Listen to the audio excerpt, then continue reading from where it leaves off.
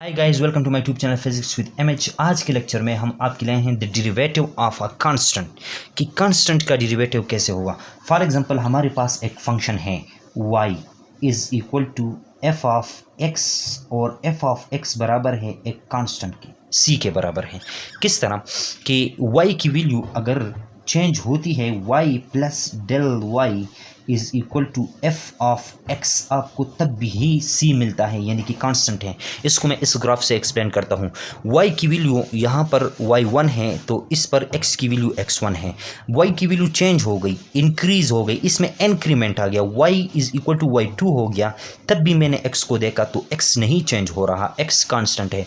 y3 के ऊपर देखा, वही कहानी है, तो x चेंज नहीं हो रहा। कोई फंक्शन है वो कांस्टेंट है, y की वैल्यू तो चेंज होती जा रही है लेकिन x की वैल्यू चेंज नहीं होती जा रही। ठीक है। अच्छा, जब y में चेंज भी आएगा तब भी हमें वैल्यू c मिलती है। तो इसका क्या मतलब है, अब देखें। सिग्मा y यहाँ से मैं लिख सकता हूँ c माइनस वाई, ठीक है। और sigma y is equal to c minus Y कितने के बराबर है, y तो c के बराबर है तो इधर भी c। तो sigma y is equal to हमें मिल गया 0। और जब हमें इस तरह मिल जाता है तो इस साइड को भी हम डेल x से डिवाइड, सिग्मा x से डिवाइड करते हैं और इस साइड को भी सिग्मा x से हम डिवाइड करते हैं।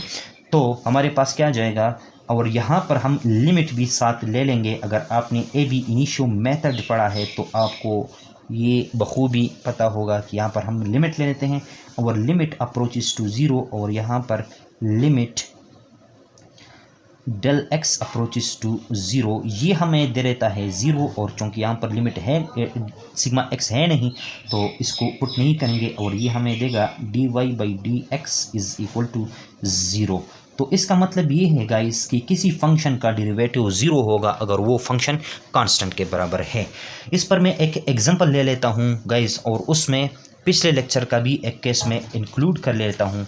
देखें, हमारे पास एक फंक्शन है y, वो बराबर है 3x square plus 5x plus 2।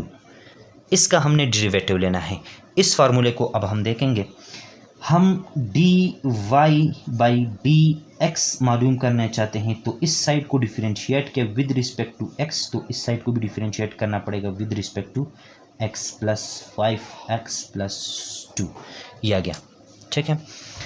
अब गाइज ये डेरिवेटिव इसका भी है प्लस इसका भी है प्लस इसका भी है, ठीक है। dy by D X is equal to d by D of x into 3x square plus d by D of x 5x plus d by D of x of 2, ये आ गया।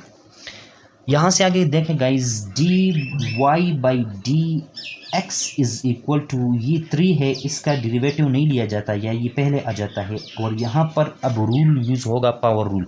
पावर रूल हमें क्या कहते हैं कि power को पहले लेकर आ जाओ, फिर वही फंक्शन ले लो, पावर से 1 माइनस करो, प्लस 5 पहले आ जाएगा, x का डेरिवेटिव लिया जाएगा। x की पावर क्या है, x की पावर है 1, पावर पहले आ जाएगा, x की पावर से 1 माइनस हो जाएगा तो ये आ जाएगा, प्लस डेरिवेटिव ऑफ कांस्टेंट। और डेरिवेटिव ऑफ कांस्टेंट को हमने अभी प्रूफ कर लिया by ab initio method से कि वो क्या होता है 0। तो यहाँ से आ जाएगा 3 2 ज़र 6x raise to the power 1 plus 5 1 ज़र 5x raise to the power 0 which gives us 1। तो ये हमारे पास आ गया dy बाई डी एक्स। तो गाइज हमारे पास जो फंक्शन था y is equal to 3x square plus 5x plus 2, उसका डेरिवेटिव आ गया 6x प्लस 5।